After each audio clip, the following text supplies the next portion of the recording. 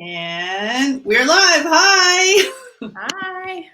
How are you? Good. How are you? Good. I'm good. So is everyone back to school now in your house? We are back to school All virtually. right. Yes. We have someone who's very small who doesn't go to school. Not yet. Not yet. No. And then a kid who does go to school, but he's going through distance learning like all the rest of us. He's a Zoom master. Fantastic. Yeah, we have a Zoomer here and a Schoology and all kinds of crazy things. But yeah. Yeah, the technology is pretty good. I will say that. I'm learning all kinds of new things. As usual, Yeah. he's better at it than me, but that's good, right? That's why we have him around. So hi. So I'm Sarah, by the way, from Moms LA, and this is Tracy Fredkin from Moms LA and SoCal Moms. Hello. Right.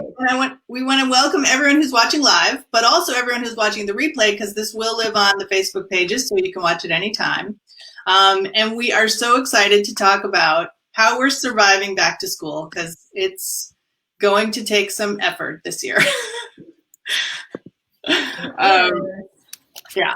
So we're really excited that we have a presenting sponsor of Osmo this year, and I think Tracy, you're going to tell us a little bit about them and also about how the show's going to run.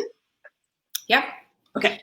So what we're doing today is we will have several different experts that are going to come into the studio here and talk. They're going to talk about parenting with Marissa.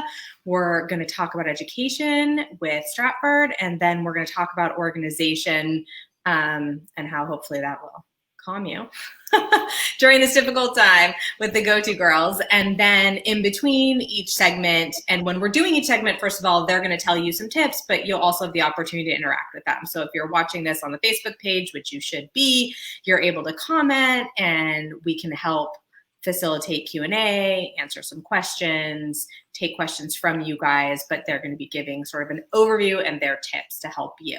Then in between each segment, we'll have a fun brand giveaway. So there'll be things to win.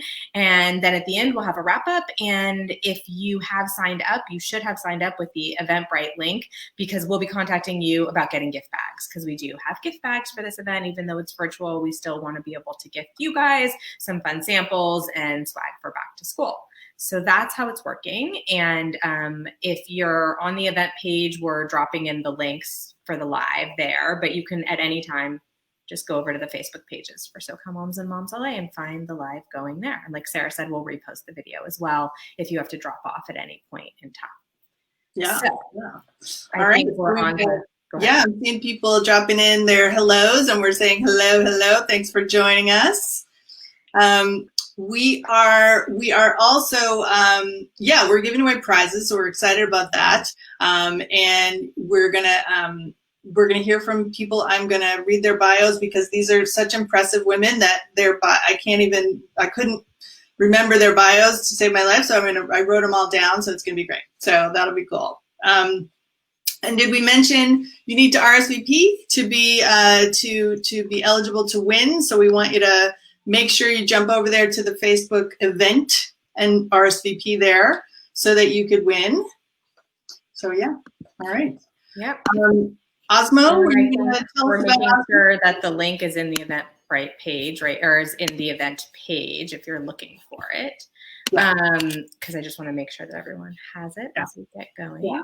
While we're doing that, if you have a chance while you're watching, drop in just the ages of your kids. You don't have to get too personal about it, but we're just curious, what ages we're dealing with here in terms of how old your kids are. So, and then our experts will know too. So thanks. Yeah. All right. Okay. Are you going to do the Osmo giveaway? So what we want to share with everyone is that Osmo is our presenting sponsor. If you don't know Osmo, they are a great interactive learning tool for back to school, certainly for fall, and maybe a supplement now that we're all teaching at home. So the way that an Osmo system works is it comes with a stand in which you would put your iPad or your tablet, and then it's actually a manipulative program with a series of different games that you can choose from, where you're going to interact and your child is going to interact with a whole play-based manipulative system that talks to the iPad. So it's healthy screen time, it's developmentally appropriate play, it's manipulative in nature, and there is all kinds of different games and age ranges to choose from. And for fall, they just launched a coding kit as a new starter to get kids going with coding, but then it also progresses if your kid is more advanced. And we love it in our house and we use it, and it's super easy to organize the different games, and we appreciate them being our presenting sponsor to today. Hope you guys will check it out, and we are going to have you comment if you have an Osmo or have wanted to try an Osmo and what your favorite game is or program on the Osmo system, and we will pick a winner for a Osmo kit giveaway. Nice. Those are nice gifts. That's awesome. Great prize. Thank you, Osmo. Yes. All right. And we're hearing a lot of people telling us they've got some people have a lot of kids, 5 kids from 4 to 16 years old. I see some with 2 kids, some 3. We've got 7-year-olds, 4-year-olds, 9-year-olds, lots of kids. So this is great. This is why we're here. All right. All right, so now we're going to bring in our first expert. We're going to talk to Marissa Gold, so I'm going to bring her in, and let me do that right here. And so we'll add hi, and then we'll say hi, Marissa. Hi. Can you hear me? Okay. Yes, we can. Okay, great. All right, okay, so great. let me introduce you. Marissa Okay. Gold is a child development and behavior specialist, a parent educator specializing in brain-based parenting, positive discipline, mindfulness, and emotion coaching, and the founder of Intuit Parenting. She's committed to serving parents throughout their children's developmental years and has a deep understanding of how to apply science to parenting decisions. You can find her at intuitparenting.com. And today she's going to talk about her top 3 suggestions for maintaining a successful transition from summer into schooling, which is now at home, but may not always be. We don't know. So it's a confusing situation for all. It is. It's for everybody. Yeah. All right. So Marissa, I'm going to give you the floor, and if I can remember how. Sorry, I'm going to remove myself. That's what I'm going to do. All right. Thank you, and we'll come back in with questions in a minute. Okay. Great. Sounds good. Hi, everyone. Welcome to this event. I'm really excited to be here with you all. Really quickly, I just also want to say I happen to love Osmo. I see a lot of people that are saying they love it. If you don't already have it, as Sarah and Tracy were saying, it's a great addition to whatever type of schooling you're doing with your children. And my kids have used Osmo. Mine are a little bit older now, so they're not using it anymore, but they used to, and they loved it. And I'm a huge fan. And that was not a financially based plug at all. That's just because I think it's a great product. So I definitely recommend you investing in an Osmo. Okay, so let's talk transitioning from summer into school in a healthy way, or as healthy a way as we possibly can right now. I want to just pull back for a minute, and I just want to take a moment to talk to you about your child's brain. Because I think when we have a deeper understanding of what's going on, then we're able to be the best parents possible. I do a lot of parenting work, and it's all really steeped in understanding how our children's brains are developing when things are wiring up. Because what happens is when we understand that, we actually have a much deeper understanding of the behaviors that we're seeing. So I'm not going to go really into depth with this. This is definitely not a science lesson. Don't worry. But the big picture that I want to get across to everyone is that the brain is a survival organ. First and foremost, it's a survival organ. It is meant to keep us alive and thriving. And so to that end, in order to get to the thriving part, which for the scope of this conversation is the education of our children, it needs to feel safe and to be feeling like it can do all the things that it needs to do. And so in order to do that, to get the brain to that point, we have to, as parents, be doing certain things for our children in their home environment so that the brain feels safe. When the brain feels safe, then the brain can thrive and can go on and be successful and can learn, which is the next step, right?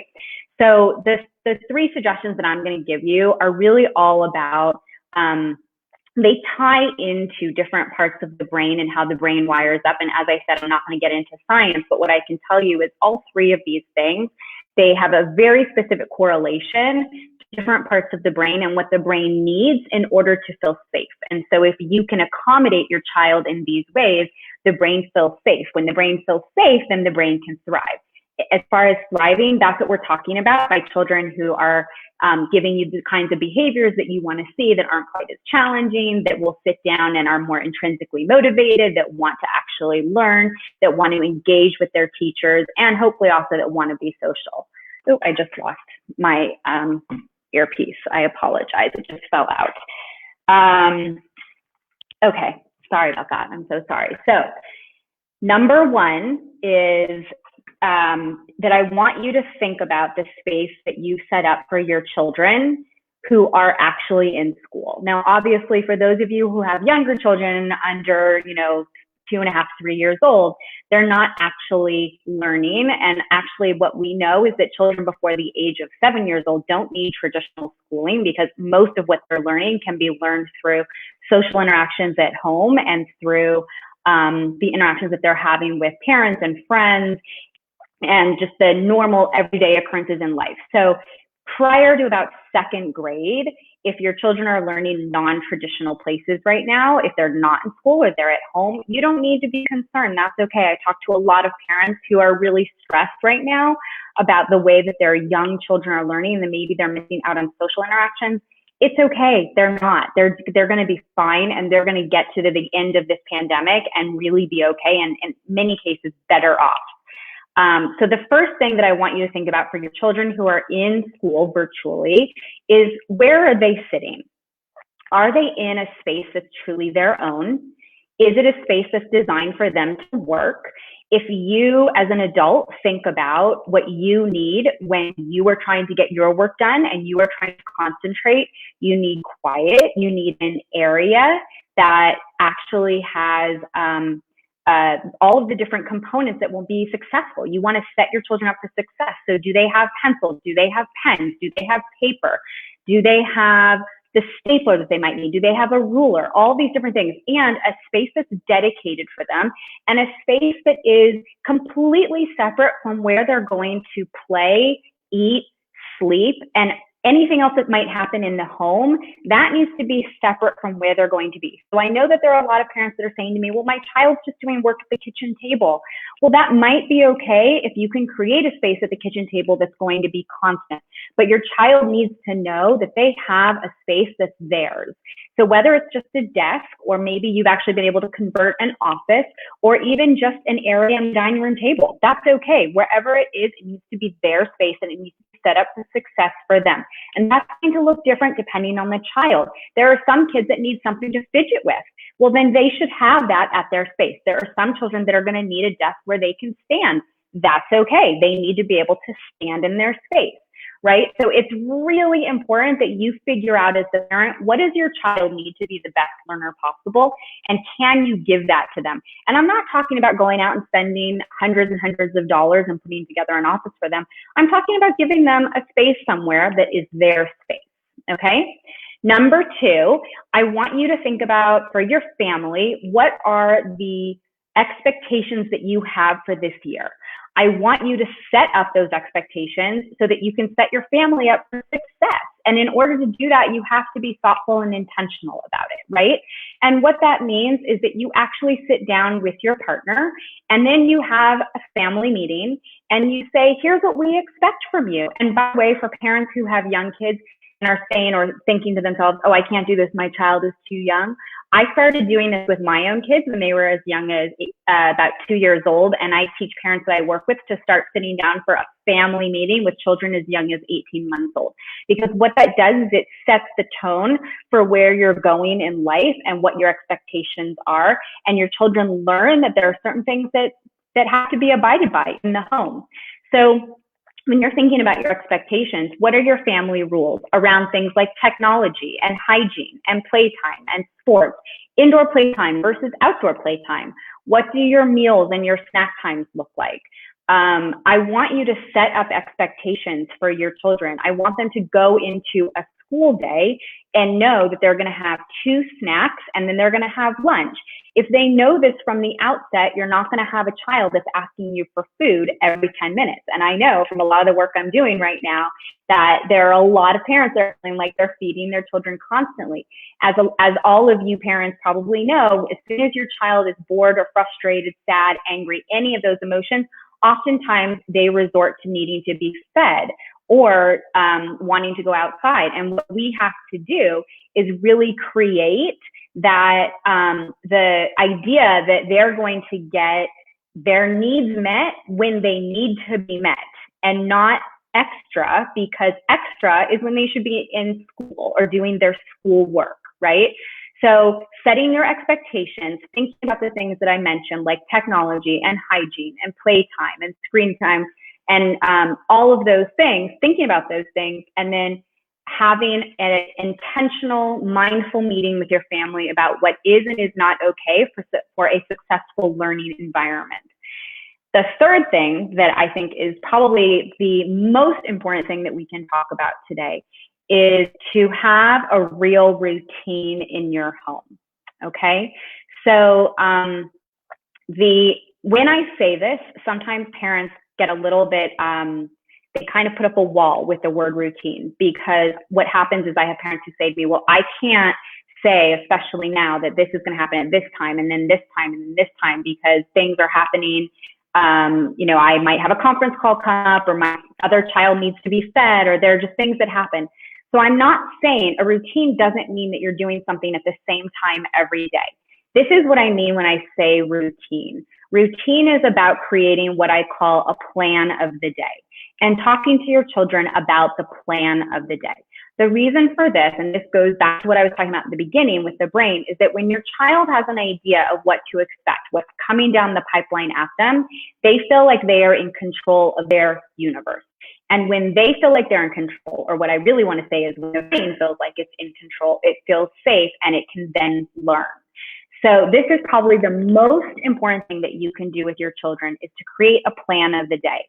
And it can be really simple if you have younger children, like we're going to wake up and we're going to get dressed and we're going to have breakfast together, and then we're going to go for a walk.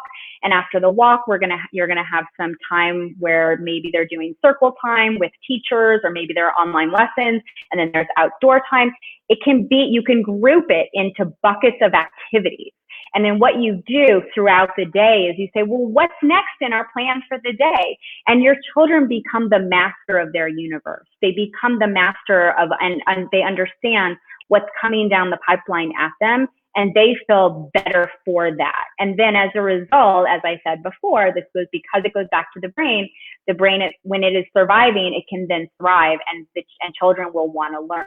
The other beautiful side effect of having a plan for the day, when your child understands what's going on around them, is that they will understand, they will start to understand how things happen, and they will feel more confident in what is happening in their world, and they will feel more in control. That was my timer for 10 minutes. So I don't want to go that far over. We can definitely, I can answer questions about this. And the one thing that I want to say about routine is that routine is meant to be flexible, which is why I don't ever say do it by time. It should be done really in buckets, right? Because especially right now with time, if you say, well, at 4 o'clock, we're going to do X, and then you don't do that, that can be really hard for children right now. And it's hard for children in general, but it can be very challenging. Whereas if you just say, after lunch, we're going to go to the park, whenever lunch ends, you go to the park, right? Okay. So those are my top 3. Thank you so much for having me. What's 4 and 5? Wait, I have to know. What's 4 and 5? Just like the high level. Oh, 4 and 5. High level. Okay, so 4 and 5. So the next would be really about mindfulness with your own emotions parents being really aware of themselves and their own emotions that they have and what is potentially being put on their children. And, you know, it's interesting that you asked, Tracy, because I really kind of toggled between whether I should include that in my top 3, but I was really trying to stick to what's most beneficial for kids really with schooling. But I will say that I think that as parents, especially right now in this pandemic with all of the stress that we're carrying ourselves and the uptick in the stress that we're seeing with children, we need to be so conscientious of how we're handling our own stress and what's potentially being put on them. Now, that doesn't mean that there isn't going to be stress. And I want to be clear about that. And I'm working with a lot of families where there's stress in the adults and there's stress in the kids, and we're managing it separately. But what's so important is to be mindful of the fact that this is different, what we're going through right now. But the one thing that I want to say, and I said this in a workshop I did the other day, you know, a lot of parents are saying, oh yeah, I know my child's resilient. We're going to get through this and then we're going to go back to normal. And what I'm saying is, no, this is the new normal. We need to get used to this, and we need our kids to be okay with this, and we need to be okay with this, because here's the reality for anyone who's out there listening. We don't know how long this is going to last. I'm on a call every week with a team of amazing pediatricians from around the country. They can't tell me when this is going to be over, right? They can give me great updates. They can tell me all this information that I want and need about medicine, but even they cannot say, in 18 months, I can tell you without a doubt, your kids are going to be back in school. You'll be going to your sporting events and your concerts and hanging out with your friends. No one knows. And so the way that we do ourselves the best service, and our children, we are the best parents to our children, is by teaching them that this is our new normal and we're all going to get through it together, because we're all going through it together. Right. Yeah. I think that's 4 and 5. Yeah. I mean, I think that's good, because you talked about, you know, there's important things, right, related to environment and what you're structuring for your kids, but then there's also this overarching mental state, right? And your kids hear everything you're saying, and, you know, every day is tough for everyone in a multitude of ways, sometimes having nothing to do with school, frankly. Totally, yeah. I think there's actually probably more. I mean, I think, you know, there are a lot of people that are saying, you know, listen, school has actually given me some routine and structure, and so that's been really helpful. So I think in some ways, for parents who have children that are actually older, like my children are older. So for me, the last week that they've been in school has been amazing, because I've actually been able to get my work done. And I can actually say, oh, I know I'm going to be able to get on a call at 2:00. Whereas literally the entire summer, I couldn't do that. So, you know, I think people are experiencing different things. And I do think that the mental health piece of this is it's actually probably the most important thing of this entire thing, and of what we're going through. And I think that, it needs to be considered in every aspect of behavioral and development that we're talking about, right? I think for me, it's so second nature to every conversation I'm having now. Yeah. Is, you know, the social, emotional, mental health piece of this. Right, right. But I actually don't think it's as bad as some people are feeling. Okay. All right, good little hope. I know. Little up there. So we are getting some questions in the comments, and I don't think we'll have enough time to do all of them live. So I'm going to give you one, and then I would ask if you have time to go in and sort of look for those and see if you can answer some of them. So someone was saying, you know, it's hard to get a kid to sit down. It's hard for me to sit down. You know, like, she's not hungry. She's tired, or she's not feeling bad. I can't keep her focused, and I don't want to yell at her. Give me a couple of options. Do you know what I mean? Yeah. So this goes back into having a routine and being mindful about it, and setting it up for your children in advance. So if we say to our kids, even our youngest kids who are in school, if we empathize with them and we say, I know how challenging this is. I know you're not in school. I know you miss your friends and your teacher. And I know that this is a different kind of school, but this is school right now. So we're going to set a timer, which I see some people have asked questions about. I love timers. I think timers are probably one of the best tools that parents can use. I still use it with my almost 15-year-old. Yeah, exactly, on my phone, right? And actually, you can teach your children to set timers too, so that they can be responsible for and learn their own time management. So I think it's an amazing tool.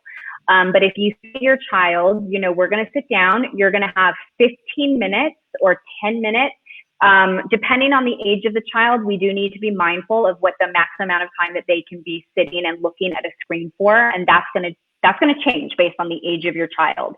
But based on their age, what the maximum amount of time is, you set the timer and you say, when the timer goes off, that's when you get up and we're going to have a snack, or we're going to go for a walk, or we're going to play outside, or we're going to go jump in the pool, or we're going to go, grab a milkshake from McDonald's down the street, right? So it's about creating an understanding up front beforehand, right? Because our children are going to ask us and try to get away with doing things because they're home.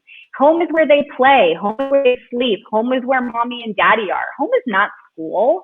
So that's why we need to teach them that we are in this new normal, and this new normal is here for a while, and we don't know how long it's going to be. And so to just kind of toss it aside and say, oh, I'm just going to try to get through this because eventually I'll be back at school, that's not good enough. Because even if we do go back to school, there's a really good possibility we're going to be out of school again, right? Because even when we have an immunization, until there is worldwide herd immunity, we're going to see spikes, right? And as long as we're seeing spikes with this, with coronavirus, our children can get pulled out of school. And so they need to know that they can survive this, and they can survive this. We can all survive this. We just have to do it in a way that's developmentally appropriate. I love it. All right. Well, Marissa, we could obviously talk all day long. And yet none of us have the time because we've all got Zoom classes to go to. Yeah. And I just want to mention a couple things quickly. That one, Marissa will jump into the comments and answer a few more of these questions. I will. And also, she is at intuitparenting.com, and she's obviously on social as well at Intuit Parenting, and she's an amazing resource to our community. And I encourage you, if you have questions and you need help with things, that she's available, and that's what she does. She's always my first call when I have a parenting issue.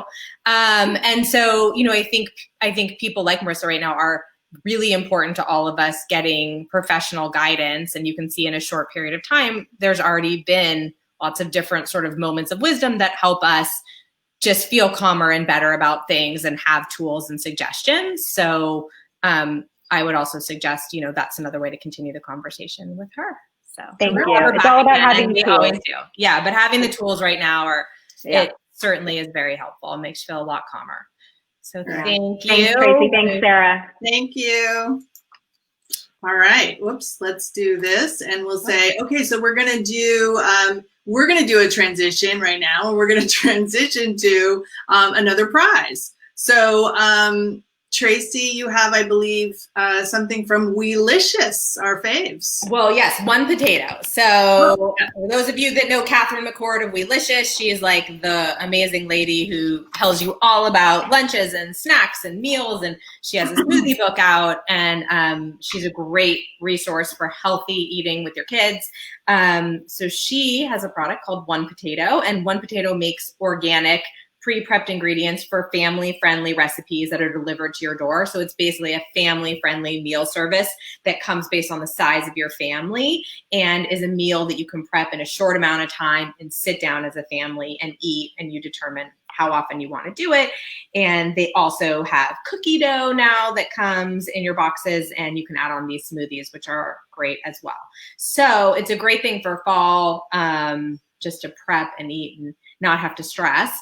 And we are giving away one potato box to any size family that you have. The only caveat to that is that you must live in one of these 9 states, which I'm assuming most of you probably live in California, so you're good. But that also includes Arizona, Colorado, Idaho, Nevada, Oregon, Utah, Texas, and Washington, because those are the states that they currently ship the boxes to. So why don't you comment and tell us what your favorite dinner is to do as a family? Like, is it pizza night? Do you make it? I know. Well, for me, for sure, it's takeout. But some people, I'm sure, cook their own meals around here. So tell us what your favorite is, and we will randomly generate a winner for that giveaway. Terrific. All right, great. And we're going to transition into our next expert. So let us welcome Jeanne Huybrechts. And I'm going to try to figure this out and I want Jeanne to be. There you go. Hi, Jeanne. Hi there. Hi. All right, let me introduce you. Jeanne Huybrechts is the Chief Academic Officer of the Spring Education Group, which includes the Stratford schools. Jeanne Huybrechts' commitment to education spans more than 3 decades and includes teaching, school leadership, and school governance in public and private schools, as well as single-sex and co-ed schools. As Spring Education Group's Chief Academic Officer, she leads a team of 16 education experts who serve as the organization's research and development arm, partnering with 230 school site leaders to translate vision to strategy and implement key improvement initiatives. And I'm already tired, and this is what we do all day. It's amazing. So welcome, and you're going to talk about how we as parents can support teachers during this truly unprecedented time, although we may now the new normal, right? So let's see how this goes. But so we're so happy you're here. Thank you. And yeah, we want to hear from you. Fantastic. And I'm so delighted to be here. And I have to say that so much of what I'm going to say in my sort of 3 points is going to reinforce what Dr. Gold just said. I found myself nodding over and over again, and we've never met, and I hope that one day we can. But at any rate, the first tip that I was going to give actually comes from, it reinforces this idea of routine, and it comes from an experience I just had a couple of weeks ago when I spent much of the month of August in Virginia, in essentially suburban Washington, D.C., where my daughter and her children live. And they were actually able to return to school a couple of weeks ago. So they attend a very small school outside of Washington, D.C., and they're back in the classroom, obviously social distance and with all sorts of rules and regulations around how they interact with each other. So it's not perfect, but they are back at school. But at any rate, one of the things that I observed is that in the morning, as they were getting ready for school, morning routines with kids are usually fraught anyway. They're super hectic, getting kids out of bed and breakfast and groomed and gathering all their school supplies together.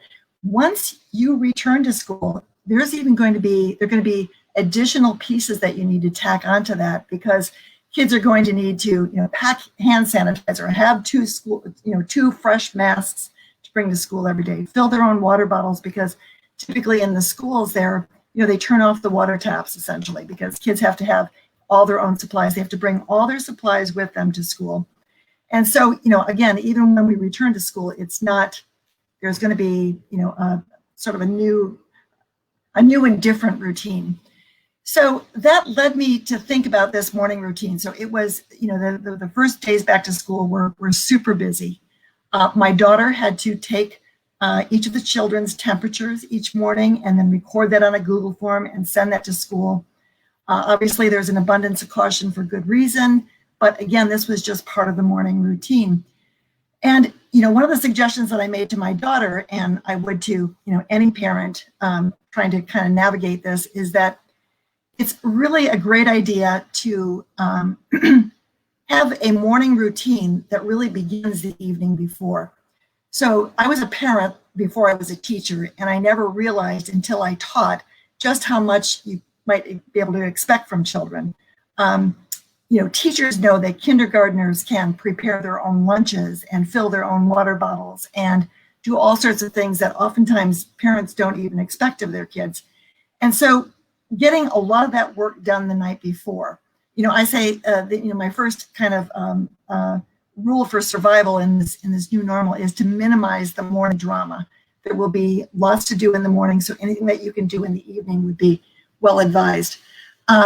You typically in the evening have more leverage with kids, so before dessert, before playtime, to get their things together for the next school day.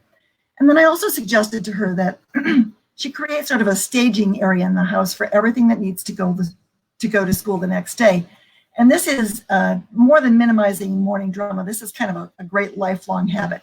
You put everything together that you're going to need for the next day, put it in a spot, and then the next morning you can just sort of scoop it up. So backpacks, art projects, umbrellas, filled water bottles, that can all be done the night before. Then, again, create sort of a bedtime ritual that involves populating the staging area in preparation for the next day. So I would say that this even applies to youngsters who are still, and that is, of course, most of your children, who are still at home learning, who are still engaged with distance learning plans. You know, the night before, kind of setting up the staging area for learning the next day, particularly if you know the area for learning can't be a dedicated space, if it has to be the dining room table, clearing the dining room table, setting it up again for school the next day. So that was my first tip, and of course that sounds a lot like what Dr. Gold mentioned. Then the second piece was, you know, I've always been, most of the schools that I've been involved with have had really strong extracurricular activities, and I think that's so incredibly important. And a lot of those extracurricular activities, the sort of the artistic, those that allow for artistic expression, you know, team sports, ensemble experiences, singing in a choir, playing in a band, a lot of those are gone for our youngsters. And I do think that that is, you know, a missing piece. And as good as online education has become, it's probably on you as parents to try to figure out how to recreate those experiences. So I would say, you know, you can encourage your child to continue to practice a musical instrument or learn a musical instrument from the beginning. There are lots of teachers who are very good at teaching online music. Team sports is both good physical activity, and additionally, athletes learn game sense and develop skills such as how to compete, how to win and lose, how to lead, to follow, to control their emotions. And so trying to put kids into some sort of activity that allows them to compete and work with a team is not out of the question, even though kids are learning from home. There are competitive activities that are traditionally done in school, like, so I'll just, as an example, Math Counts and National Geographic and Scholastic Art Organization. They all offer competitions and opportunities for kids to participate in a very healthy way in an online community. So if you didn't get the names of those organizations, you can ask at your school about them. But again, a lot of the organizations that sponsor competitions in school traditionally are now doing it in an online version, and finding those opportunities for kids to compete and to be part of a team is still possible, but you have to do a little bit of looking around. And then the third piece, piece of advice that I had comes from a saying that you hear quite often in education circles, and that is, the expression is Maslow before Bloom. So most teachers are quite familiar with the work of both Benjamin Bloom and Abraham Maslow. And if you've ever taken an education course or a psychology course, you've probably heard of both of those psychologists who did their work in the mid-20th century. So Bloom and Maslow both developed frameworks to describe human understanding, but from very different angles. So Bloom's taxonomy describes learning goals, including knowledge, comprehension, understanding, and then Abraham Maslow's schema describes a hierarchy of human needs, physical and psychological, including safety, belonging, love, and esteem. So the expression Maslow before Bloom implies that basic human needs need to be addressed before learning can occur. Children need to be fed, to feel safe, cared for, and loved before they can advance through Bloom's learning domains. So Maslow before Bloom means that kids will only begin learning when they feel protected and loved, whether that's in their sanitized classrooms or in online communities. And especially for younger children, learning is grounded in social interactions.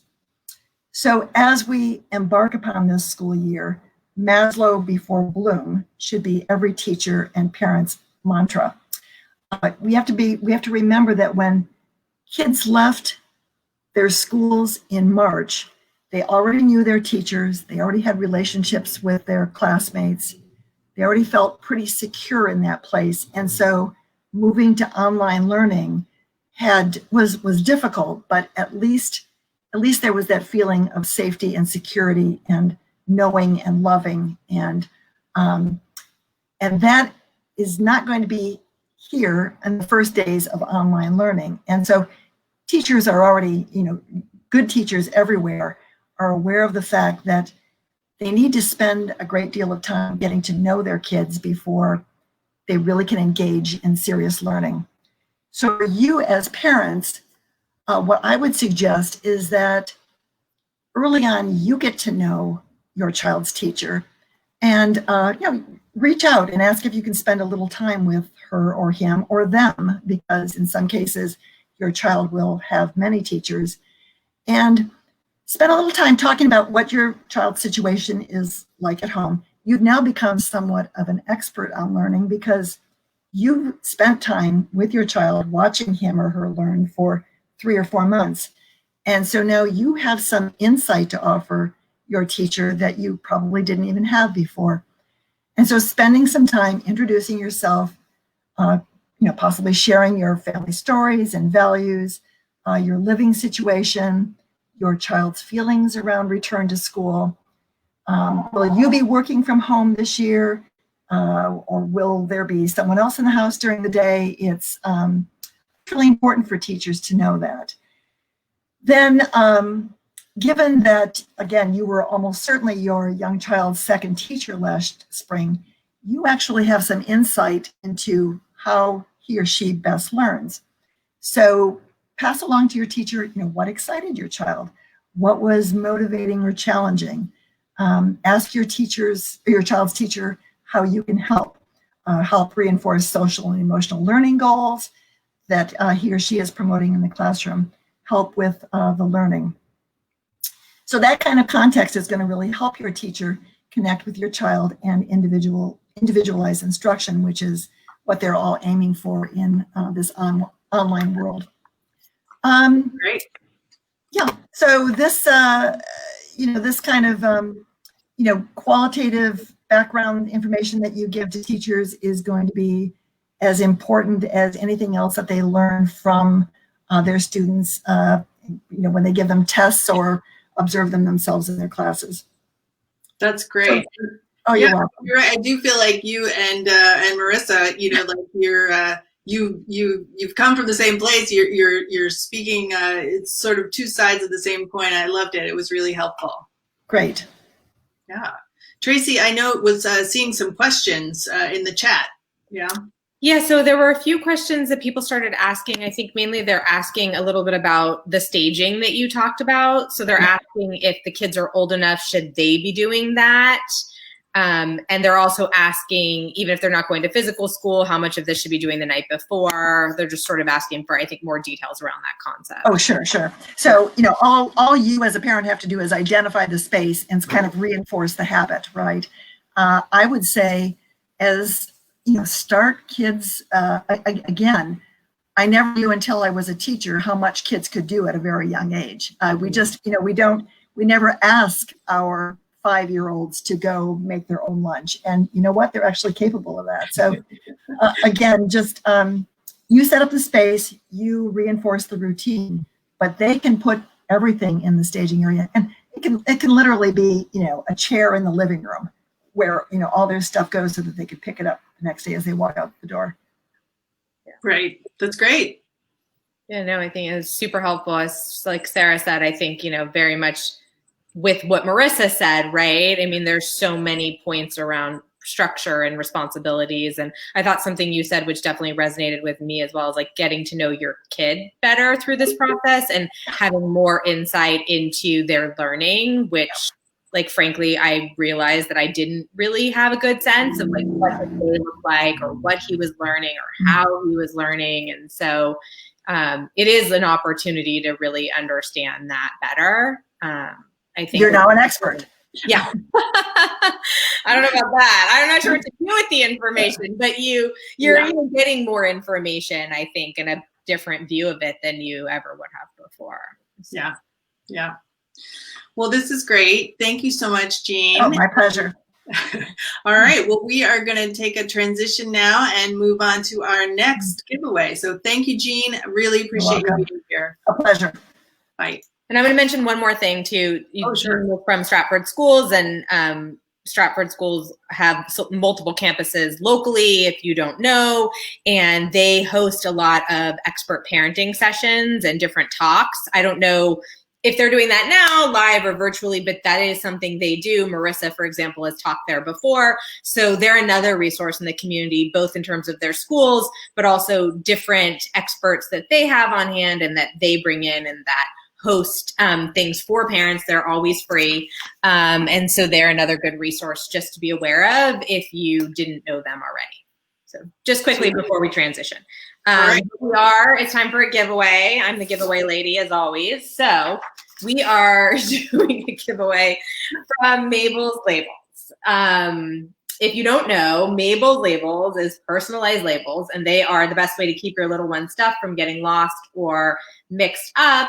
And we use them for everything. So even though they may not be going to sports right now, or maybe going out of the house to school, even for water bottles that we don't want to mix up and we want to know whose is whose, or to have on their clothes when they leave their jacket outside the house on the front steps. I mean, it's a great tool to have. They're fun. They're easy to customize online. It takes seconds to put on. They stay on even through the wash. And one lucky family will win a Mabel's Labels school label pack. And why don't you tell us if you love Mabel's Labels and what you're most in need of labeling. Label everything is my policy. Yes. Whatever you most need to label, and we will pick a winner at random. Terrific. All right. And now we're going to talk about organizing, and I bet these ladies do some labeling too. We're going to welcome Ashlee and Stacey from the Go-To Girls. Oh, sorry. And so we're going to, hold on, let me do this. It's this way. How about that? Can you guys hear us all right? All right. Yeah.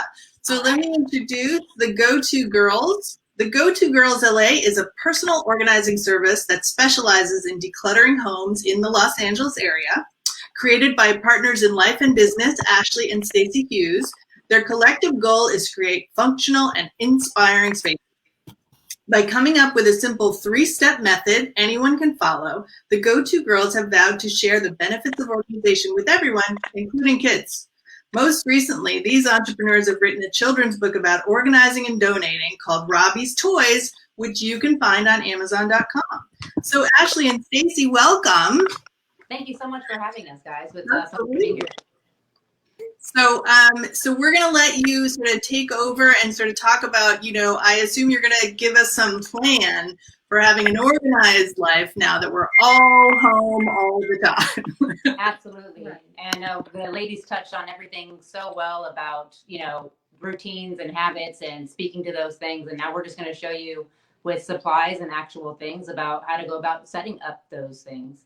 Right. We, as personal organizers, we deal with the tangible stuff. So we've gotten a lot of calls lately, a lot of, frantic calls because this was unexpected for everyone. So those areas that we've been hearing about creating and setting up, we're going to go ahead and help you kind of step by step with those today with our 3-step method. And also know that you're not in this alone. Everybody is going through this in their own way, and that the result is going to look different for everyone. So whatever that is, we've got a couple steps that will help you create a inspiring and functional environment for your kiddo. And really, this is something that everybody could do, from the parent to the kids. I mean, this method is so great for everybody.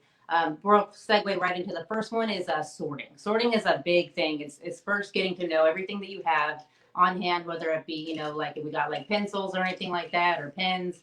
It's really just categorizing so that you know everything is within reach. So we want you to imagine for a second what something that's not sorted looks like. It's probably a pile of pens and pencils. It might look like a junk drawer. Yeah. And what we want to encourage you to do is, before you even sort, empty out your space. Go ahead and start with a blank space. Even if you don't feel like you need to, this step always proves to be helpful. Yeah. Then you can begin the sorting process, which is really just piling like items together. Super simple. And whether that's at a desk, a proper desk, or just at the table at the dinner room, it can really be done anywhere. It's just trying to categorize everything. And absolutely. And as we're going through these steps, we'll kind of keep referring to those different spaces because we know some kids, they may have a desk, they may have an office space, and some of us are kind of making that space in wherever we can. And that can be like the dining room, that can be somebody else's office space. So, we'll try to go ahead and incorporate these steps in all of those different spaces because it's different for everyone. So as an example, sorting can be done really easily. We're going to break it down with some things that you probably already have around your house. any kind of pencil cup will do, just an old vase, anything that will just contain, getting things vertically up off of the space is really important because it kind of clears out that area. Sometimes you may not have drawers, so that's why jars and vases, pencil cups, anything you'll pick up at even a Target, a dollar store, totally doable. It sets the kid up and anybody up for success. Absolutely. And we're trying to give you guys suggestions of things that you might already have around your house because the time is now. And what we've also experienced is stores are depleted right now. So if you might go online to look for something like that cute caddy to carry your pencils and pens in, chances are it might be out. So what we're kind of showing you today is some different things like the jars. So we actually, in our office personally, have these jars lined up all the way across our office with all the different pens, markers, art supplies. And what that does is it makes it really easy when you do need to grab and go for something. It's not all together, it's separated. And that's the benefit of sorting. Yeah, it's something your kid could do. They could put their pens back easily, at any level. A kid knows how to differentiate markers, pencils. They give them a lot more credit than they need. Absolutely. Yeah. In fact, you guys were just touching on that kids really do want to be a part of the organization process. And we've seen that firsthand. We will be on a job organizing and literally have kids come up and want to be a part of that. And that's what's kind of inspired us to include kids in our organizing process. So at the end, we're going to show you guys our children's book that goes over these 3 steps, but it really is easy enough and set up for kids as young as 2 and 3 to begin the organizing process. You guys have probably heard of organizing by color. That's a great place to start for little ones, especially if they're not reading yet, just to start the process by color. Let's put all of our markers here, or all of our red toys here. So that brings us to our next point of once we've sorted everything, then we're going to contain it. Contain. And that goes along with the pencil cups, but there's also alternatives out there for your files and stuff like that. These are great. You can get these kind of things. These are a tape folder out there. So, okay, it's kind of like a 3-step containing process here. So these are those file boxes that you're probably pretty familiar with. So what you have to imagine now is kids don't have backpacks, right? So where is their schoolwork going to go? They don't have the typical desks. We love these file boxes. Yeah. They have a handle. They can go wherever their office is. Where Stacey likes to pretend it's a mouth because we're silly like that. But what this actually does, we've used this kind of file box in the past when parents are organizing things like artwork, keepsakes, awards, certificates. They're really great for organizing those things. But when we started organizing for this back to school, it really clicked that this is a great method for kids to be a part of as well. So what we have inside the file box, your typical file folders, you guys all know these. Right, usually they're green and manila, but hey, we want to go colorful for the kids.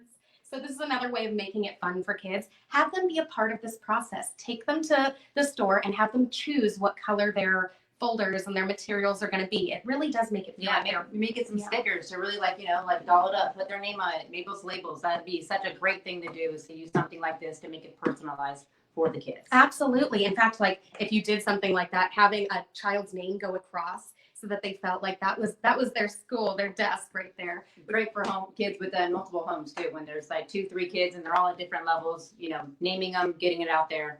It's a great thing to do. Absolutely. And then inside that kind of container, we have those folders. So what these are great for those older kids that are going to have different subjects. We all know that it's all about keeping those subjects separate. So what's great about these is they act as categories and subcategories. So for instance, let's say that you have all of your file and folders for all the subjects. You've got English, math, and then your subcategories could be homework, completed assignments, things to do, things like that, even past notes. And that way they're easily accessible when they need them later on. Exactly. And that brings us to our third and final step would be labeling. Labeling. That is we can't get it across enough. We can't get to enough label. labeling. Because the labeling is not only for the person or the child that's using the stuff, but also for somebody else to come in, whether it be a nanny, a brother, a sister, dad, he's just coming, in from the office, because nobody's really going anywhere. Everybody's sharing an office right now. Yeah, but it really just signifies who's is who and what is what, and everything needs to be labeled in our eyes. It's just communication. Communication is key to everything. Exactly. That's exactly what labeling is the communication. We've seen it a lot where organizing is done and labels are not added. And we just want to show you guys a difference of that. If you don't have something that's labeled, it really is a blank slate. Whereas if you have something that has a label, so this is another way of organizing those subjects. These are those typical folders that you are used to seeing. Here we go in the shot. Yeah. Without hitting you, sorry. No. So these are our other suggestion for another way of filing. So you can use these as your different subjects. You can use them inside to have completed work and work to do. And all this is a label on something. We even want to stress that you don't even have to have a label maker. These are actually done. These are actually done with washi tape. Washi tape is great. Kids will love it. It's just like a simple tape. It's like a step up from a Scotch tape. It comes in all different colors, and you can really utilize it to have your fun, have your kids make fun with things. You could shimmery schedule. We put together a schedule here of just things that you could do to really give your kids structure in this time. And actually on that note, so when you're talking about organization, a schedule is a huge part of that routine that the ladies mentioned. And routine is a huge part of it, and not putting too much pressure is going to be really beneficial for everyone. So being relaxed if that schedule doesn't go quite right, but we all know a schedule is beneficial. So that's why we did use that washi tape here. In fact, we used that fun one. Where's the smileys? Look, this is so fun. We've got some smiley pattern on here. And then what we did was we made a schedule, something easy enough that we know is going to change. So we actually suggest using a bulletin board or a magnet board, something that kids can visually see where their schedule is. And then this is actually another version. You could just use a clipboard. So really involving kids in that process and having them be a part of all three of those steps is super important. So we kind of want to introduce our book, Robbie's Toys. I got one. Check it out. All right, this is our book, Robbie's Toys. It just goes over the 3-step method. It kind of introduces kids to the whole, sorting, containing, and labeling method. It also teaches them about donate. Donate is a very important time during this, because you realize what you don't need, and it's kind of like passing it on to the next person. It's not just about throwing it out. It's about getting it back out into the world in a second chance, because everybody could always use something secondhand. And kids really want to be a part of the process. That's what we've seen. So in our book, Robbie's Toys, we not only talk about those 3 steps of sorting, containing, and labeling, which we can't say enough. Sort it, contain it, and label it. But then when we do touch on the donating, it lets kids know the process of what happens to their toys, where things go, and the possibilities of items after. We've seen the difference of children actually wanting to be a part of the organizing and the donating process more when they understand it. So that's kind of a little bit about our book, Robbie's Toys. Some of you guys might have these in your goodie bags. And then if you want another copy, we have them on Amazon. Yep. Oh, yes. That's a perfect little segue, because you are in your gift bags. So we appreciate you guys sponsoring those.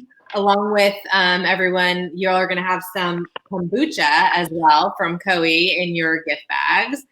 So, and we have a few other fun things, but make sure there'll be information posted in the feed about those gift bags, and you'll be able to share that book and share some of what you've learned today. So make sure you look for that information if you've joined the event. Yes. Sorry, I interrupted Sarah, but just no. I was just going to say, I love this so much. And probably you should, if you could package yourselves and be like the organizers for everything, because I wanted to organize everything just listening to you. And I'm sure all the kids would too. So I think you've really got it down. So that's great. Thank you. That's what we hope, is to inspire to organize and really try to include those kids, because we really feel like by including them now, you're creating habits that will stay with them forever. A lifetime. And I know actually there's a bunch of questions going in the comments too that we're going to source. I don't know if we have time to answer them live, Sarah, but we can do one real quick, and then we encourage you, please stay, go in and check the comments and answer people and let them know how they can talk to you live and all that, and get you into their space and all that. But so somebody said, okay, so I don't have a bunch of pencils for this situation. What if I just have one thing, like a stapler, or a thing that, like, I want everything in their beautiful little mason jars, but not everything fits in that sort of situation. What do you do then? Right. I would say get some boxes, maybe something you could tuck it away. And if it's being out is the problem and the issue of seeing it visually, always use a box to tuck it away. Make sure you label it so you're not looking for it. And it's okay to have those things out and handy, because sometimes you use those things more often than you realize. And realizing there's different types of organizing. Some people like their things out, some people don't. So finding what works for you and what will help you be efficient in your space. And that could even be different from parent and child. So it's just really trying to gauge, what they're used to and what they kind of prefer. Got it. And I wanted to say, you guys let everybody know the best way for them to contact you, because obviously we're gonna sort the comments to you, have you guys jump in the comments, answer some questions. But like we said with Marissa, there's a lot of questions. So I think if people know the best way to get in touch with you, follow up. Obviously, this is what you're doing. You're going to people's homes. You're helping them figure out how to do this, right? Yeah, and answer all of their individualized issues. So let them know helping you organize. Contact. Whether we're actually there helping you organize, or maybe you're watching our Instagram, we just want to bring organizing to everyone. So some ways that you can see us are on Instagram. We're the2girls LA. That's our handle. And you can also go to thego2girlsla.com. Fantastic. And we'll be reposting about everyone again. There is, we did share everyone's information originally in the Facebook event page, but we'll share everything again, so you guys have all the links and all the information. And like we said, we'll get to as many questions in the comments as we can. And I wanted, before we leave, because I know we're running late and everyone has dinner, but we have one perfectly tied in last giveaway, which is from Archive. Thank you, ladies.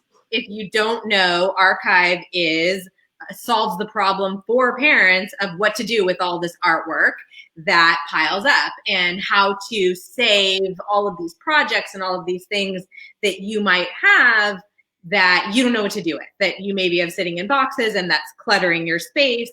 And so what happens is Archive sends you a box, you fill it with art and send it back to them. They give you a prepaid shipping label, and then the art, once it gets to them, is professionally photographed, it's edited, and it's laid out in a book for review. And then it is made into a hardcover keepsake book that's printed and shipped back to you. And it's really amazing quality. They have a bunch of other services as well, and they are giving away one gift card valid for one 25-piece Archive book package, which includes art, shipping kit, the professional photography of the art, the book layout, and a hardcover book printed and shipped with a retail value of $114. And you can add on additional pieces if you want to for an incremental charge. And you can learn more about everything at archivebox.com. And why don't you share with us how much art you approximate you have at home saved up, which you are saving for a rainy day, but you'd love to have in a beautiful book. Don't throw them away. They're treasures. Away, I have to admit it, but I know most people don't. So you tell us how much you have saved up, and we will pick a winner. And we are also, I meant to say earlier, dropping into the comments, into the event page, more information on each of the giveaways and the sponsors. And a lot of them have kindly included codes for you as well. So there are discount codes if you don't win the giveaway and you want to get Maple's labels, or you want to get an Archive box. Please make sure to go check that out, because you can use a special code, and in most cases you're getting 20% off or more, so it's worth it to use the codes. Okay. Fantastic. Yeah, that's amazing. That's a nice bonus. And so just to finally wrap up about the goodie bags, that everybody needs to be RSVP'd. You can still RSVP right now at the event page, and then you'll be contacted about the goodie bag, right? Yes. And then we'll have the book, as we mentioned, and there's the bags are sponsored by Koei Organic Kombucha as well. So you'll get kombucha plus some other goodies too. Fantastic. Yes. And we want to thank our panelists, our experts. Amazing. Great chat with Marissa Gold, Jeanne Huybrechts from the Spring Education Group, and the Go-To Girls LA, who are going to make us all organized. I just feel like Tracy put these women together, and it was just amazing because they just all were like of a piece, and it just fit so well. Well done, Tracy. Thank you. I said this was flowing really well. Who knew? No, it was, I think, really great. And we're very lucky, as I said, I think earlier, to have people in our community who are willing to come on here and take their time and, you know, provide a lot of these free resources and helpful information. And these are all people that, you know, we go to, and we hope that you'll stay in touch and certainly follow them on their channels and, you know, use them to help you along the way. Yeah. And stay tuned because we are going to do an education event later in the fall. It'll be an education fair now that we are back to school and in our new normal, and taking care of our social and emotional needs and organizing ourselves. We are going to move forward, and we hope you'll join us.